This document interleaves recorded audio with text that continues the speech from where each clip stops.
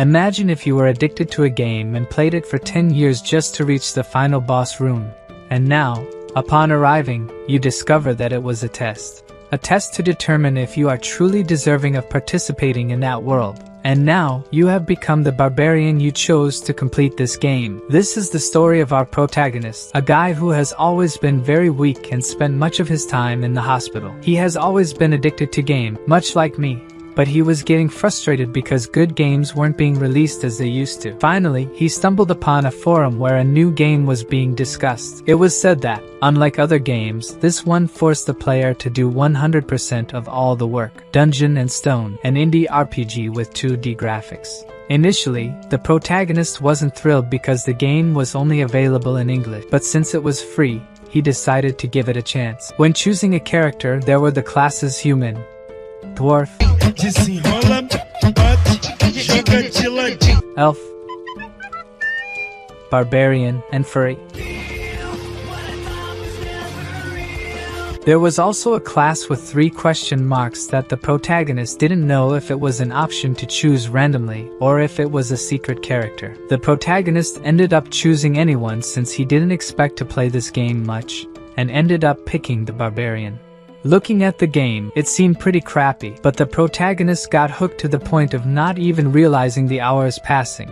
A complete addict. In this game, there are both unique classes and classes that are total garbage. You also have to ally with an NPC, and when you die, you have to start all over again. In the beginning, it was kind of cool, but then he just kept dying and dying, getting frustrated. But he didn't give up. He started playing in the hospital, then became a civil servant, even graduated from college, got a job, and throughout all this time, he always played Dungeon & Stone. Yet, he kept dying. 9 years passed. And now, finally, he reached the final boss room. He made it to the Abyss Gate. Of course, the protagonist was overjoyed with this achievement and celebrated a lot, even asking if anyone else had reached where he had, considering he sacrificed 9 long years of his life for it. Now comes the burning question: enter the boss room, yes or no? And when he selects yes, because obviously he's going to enter, right? The guy spent 9 years grinding, giving his life to the game. Is he really going to say no now? The game warns him that he might not come back, asking if he's sure he wants to enter. Of course, this just adds more intrigue, making it seem like the game is a bit threatening, you know? After selecting yes, the game starts loading, and the protagonist starts thinking about how the boss will be. Finally, the game notifies him that he has reached the abyss, that the tutorial is complete. The protagonist is dumbfounded that the game treats this as a tutorial and starts getting frustrated again because now the game is written in Korean. The protagonist really seems like the class he chose at the beginning, pissed off at everything. He truly looks like a barbarian. After the game does the user check, lights start emanating from his monitor, lights that covered him and made him feel a lot of pain, and he was completely engulfed by the monitor. His consciousness was fading away. Congratulations, young warriors! Today, all of you will leave this sacred place and become true warriors. It was at that moment he realized everything had changed. Torches instead of light bulbs. Wherever he looked, there were handsome, muscular barbarians. Moreover, there was an old man shouting for them to grab weapons that suited them best. Instantly, the protagonist starts questioning if this is the introduction of a game. His body seems fine, but rough hands, hard muscles, and tattoos. This movement, the gamer protagonist had truly become a barbarian, until suddenly, the old man starts speaking again, saying that those who are called should step forward. He begins by calling the third son of Van and Carrick. The young man approaches the old man and ends up choosing a weapon, a double-headed axe. With this, it is announced that he is now a warrior. The next to be called is the second daughter of Fenelin, Einar, and so, little by little, they chose their armaments. May the grace of Rafdonia be with you, young warriors! And only then did the protagonist understand that he is truly inside Dungeon & Stone, a barbarian, the class he had chosen, the class he was playing just a moment ago. That's what he has become. While he wonders how this happened, someone says it can't be true. Tarzan, completely scared, says they are in Dungeon & Stone. He just wants to know how they ended up there. This led the protagonist to understand that this guy is different from the other barbarians. It seems he wasn't the only one one to enter this game. Who opened their mouth? Was it you? The protagonist, completely shocked, shouted that it wasn't him, even getting angry with the guy who actually yelled. And when the dude looks forward, so it was you. Tarzan quickly started asking if they are in dungeon and stone. Don't say anything more. The old man stepped right in front of him. The son of ʟᴑ has been possessed by the spirit of evil. Erase from your memories what this spirit said. Let's continue with the ceremony. With just that, the protagonist already understood a lot. Information number 1. People like him who entered the game are spirits of evil. Information 2. You'll die if someone finds out. And the third information is that his head could have been rolling on the ground right now. Fourth son of Sᴜʀᴠɪᴠɪᴠ, step forward. All this situation made the protagonist soil his pants, as one by one the others were called. But the question here is, the protagonist doesn't know his own name. As more and more people were called, the protagonist came up with a plan. He must move 2 seconds after someone's name is called, and no one moves until son of Jandel,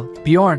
2 seconds had passed after the name was announced, until finally the protagonist decided to step forward. And we also discovered that his name is Bjorn, son of Jandel. And we have to agree, right folks? This game is on hard mode. The protagonist steps forward, faces the guy, both glaring at each other angrily. The old man instructs him to choose any weapon he wants. Man, this old guy here is really starting to look like the future villain. There are various weapons for him to choose from, and the chosen weapon, even the old man looks a bit suspicious when he sees it because it's literally a shield. This is the best option according to the protagonist. Meanwhile, outside, the computer was updating itself, increasing the overall level of the object by +24. The information was sent to the administrator. These are your current statistics. And so, according to the protagonist, when he first picked Barbarian, he chose the great sword because it was insane. However, there was a big problem. He kept dying like a piece of crap. Even the monsters were confused, and he just kept dying and dying. So, he tried two-handed axes, maces, hammers, anything he could, but in the end, it was always the same. He entered berserker mode regardless of the weapon and died again. Then, one day, he was walking through the city when he spotted a shield. The shield is something else. Barbarians are a class with great vitality and strength, excellent for being a tank. In the beginning, it was challenging since he spent time learning skills because of the shield, but later on, the stronger monsters fell before him, and he was literally unharmed. In other words, this was a completely overpowered class. That explains why he chose the shield before. Now that the ceremony is over, the gates have opened, and the barbarians must go straight into the labyrinth. The city where the labyrinth is located is called Lapdonia, and with the leader's order, they headed inside, everyone running desperately together. However, whether they know where they're going is another question, right? Until suddenly, the guy who was leading everyone turns around out of nowhere and says he got lost. Everyone gets pissed, which leads the poor guy to resign from the temporary leader position. So Einar, the second daughter of Fnelin, takes over leadership. If you just look at her face, she seems like a normal waifu, but if you look at her whole body, she looks like a wardrobe. The protagonist just observes the situation until she announces that she got lost too. She looks downcast, and the protagonist starts thinking that it can't stay like this, but he also can't stand out too much. Then he pulls her aside. Where do you think he's going armed at this time of night? It's only then that she understands what the protagonist meant, and she rushes to tell everyone that she now knows the way to the labyrinth. Sometime later, they indeed found the entrance to the labyrinth, but the protagonist began to wonder if it's the right decision to enter now. He was seriously thinking about leaving the barbarian group. He had been sick his whole life in the other world and never picked fights, so can he really go in and kill monsters in there? Well, at the very least, he has to pay the game taxes since Dungeon and Stone has that system. In fact, after the age of 20, those who don't pay the taxes are literally killed. One way to earn money is by entering the labyrinths and fighting monsters. Another way is to have a humble job, working in bars, markets, etc. However, there's a small problem. He is a barbarian, and barbarians have a reputation for being wild and destructive. This is due to a game setting, but in return, they receive weapons right from the start of the game. The problem here is that the labyrinth opens only once a month, and now, literally, there are only 10 minutes left before it closes. He's kind of trapped until this time. Then, it's she who pulls him, telling him that they have to enter now as the portal is getting smaller. He just tells her to go ahead, and he'll catch up. But before going, she thanks him. He says it's not necessary, but she says she wants to know how she can become as wise as him since she has never seen an intelligent barbarian like him and wants to be like him. Well, she pretty much has to be born again into another race, right? But as he doesn't want to be mean to her, he tells her to think and act normally. She happily thanks him, saying that if he comes back alive from the labyrinth, she will reward him. And hey, folks, could it be what I and you are thinking? Is there going to be some barbarity between them? However, what stuck in the protagonist's mind was coming back alive. Barbarians in this game are not afraid of death. They don't care about it. So, the protagonist asks if she's also afraid of dying. She thinks for a moment and asks if that isn't obvious. Of course,